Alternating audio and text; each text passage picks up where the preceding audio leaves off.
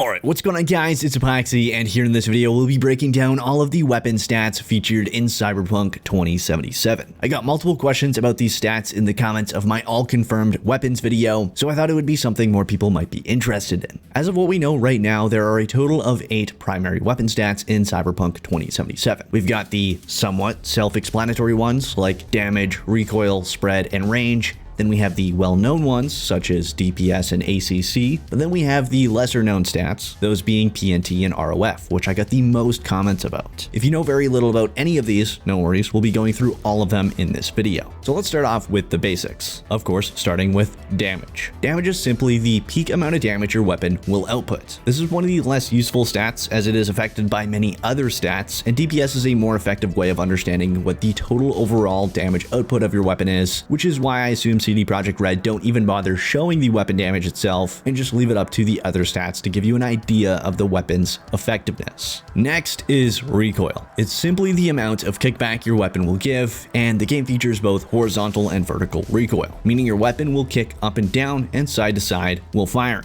The higher the recoil stat, the worse the recoil. It's pretty self-explanatory. Next is range, another stat used in nearly every shooter game on the market. It affects the amount of damage your weapon does at any given range. The further the target, the less damage output, and this is all affected by your range stat. Best explanation of this is probably shotguns, which typically have a very high damage output in games, but only within a given range, and the damage drops off the further away the target is, and in some cases, like with shotguns, it can stop your weapon from doing any damage altogether. SMGs, for example, have a worse range than assault rifles. Assault rifles have a lower range than sniper rifles. So to put it back in simple terms, the higher the range, the more damage you'll do at a distance. It's also all based upon your weapon's base damage stat, which is one of the reasons the damage stat is less useful, as your damage will vary on things like range. Next is ROF, also known as rate of fire. I saw a lot of people asking what this abbreviation was for, so I think the confusion here was mainly just the abbreviation itself, not what ROF actually is. But I'll explain it anyway. ROF is just the speed of which your weapon fires. The slower the ROF, the slower the fire rate. So one way of explaining it would be that bolt and pump action weapons will often be slower than semi-auto weapons, which will often be slower than fully auto weapons. ROF is simply just how fast your weapon fires consecutive shots. It's another stat that makes DPS more appealing than per shot damage, as your weapon might have a terrible damage but an insanely fast ROF, meaning it will still shred through enemies faster than a high damage weapon with a terrible ROF. The determining factor of whether your weapon is good is striking a good balance between ROF and overall damage. So since we're talking so much about DPS, which stands for damage per second,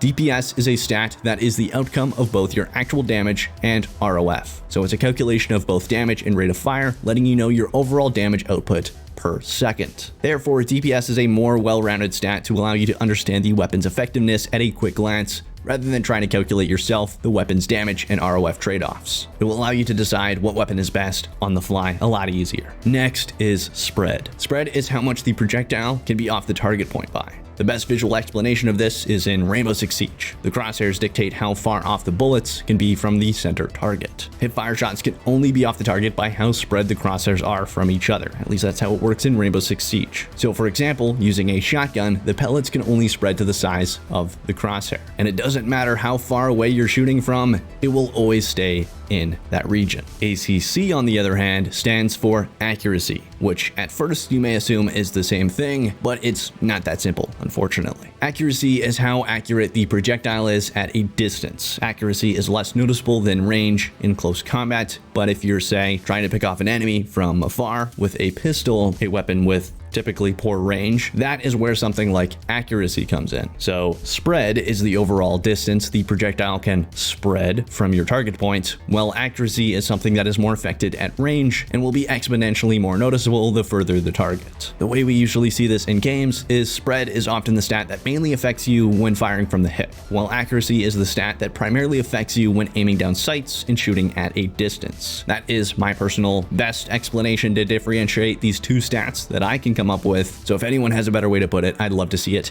in the comments. And last, PNT, also known as penetration. Penetration is usually tied to armor, so armor penetration. I doubt it will have anything to do with penetrating walls and objects, but that could definitely be a possibility as well. Essentially, it's just how much penetration power your weapon has, which will affect the overall damage effectiveness against a target with armor or physical resistances. We don't currently know exactly how the health, armor, and resistance system will work in Cyberpunk 2077, but I'm assuming it might work in a similar fashion to how they went about the stats in The Witcher 3. But different games treat armor and resistances differently. Just take a look at Fallout New Vegas compared to a game like Fallout 4 or Fallout 3. Things can work quite differently in that situation. And those are all the weapon stats in Cyberpunk 2077. I hope all this information helped you get at least a basic understanding of all these weapon stats that will be in Cyberpunk 2077. I mainly made this video as I saw frequent comments asking what the abbreviations stood for and how they would work in the game, so I decided to just make a video on it. So I hope you all enjoyed. If you did, please smack that like button down below, subscribe to Join the Good Fight if you haven't already, and ring that bell icon to stay updated in all of my future videos. Oh, and if you want to help support the channel, click the join button to support me with as little as $1 per month. You'll get a bunch of perks with it, such as early access to videos, video credits, unreleased footage, and behind the scenes posts. All of it is done directly through YouTube.